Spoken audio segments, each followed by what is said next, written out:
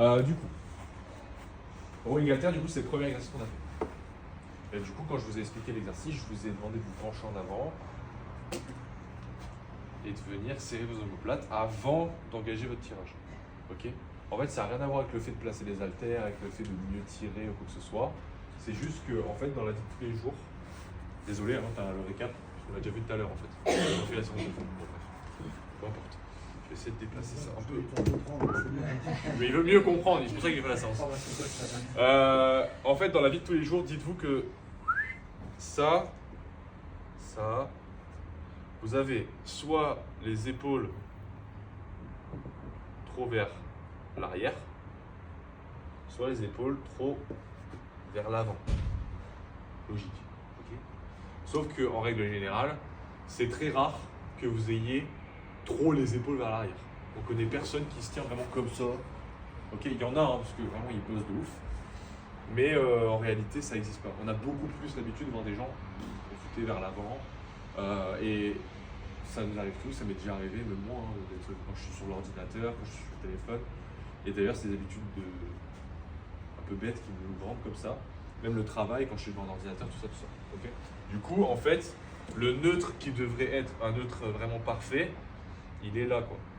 Pas trop en arrière, pas trop en avant, vraiment bien droit. Okay. Sauf que, bah nous, dans notre vie, on s'en rend pas trop compte, mais avec les habitudes qu'on a, je vais pas réécrire, hein, mais en fait, notre neutre, il est plus vers là.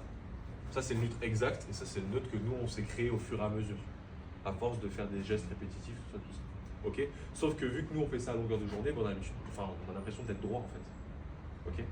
Et quand je vais vous demander de ramener vos épaules vers l'arrière, vous allez dire, mais qu'est-ce qu'il me veut celui-là? Il veut que je fasse le caïn et tout. Pas du tout. En fait, je veux juste que vous soyez droit. Parce que si je vous filme, vous allez vite vous rendre compte que vous n'êtes pas du tout droit.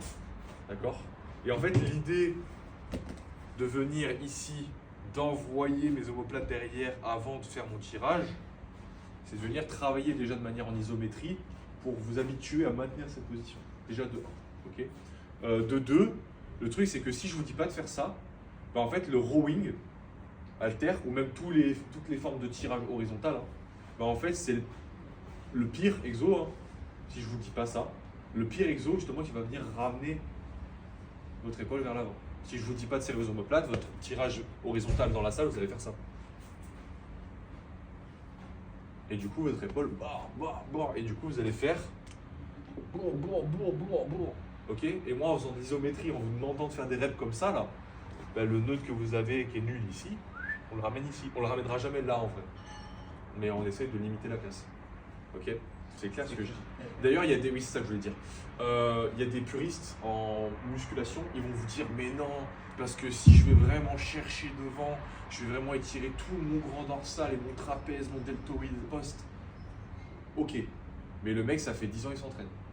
Lui, ça fait 10 ans qu'il s'envoie des trucs dans les épaules et tout, qu'il a zéro douleur aux épaules, ok.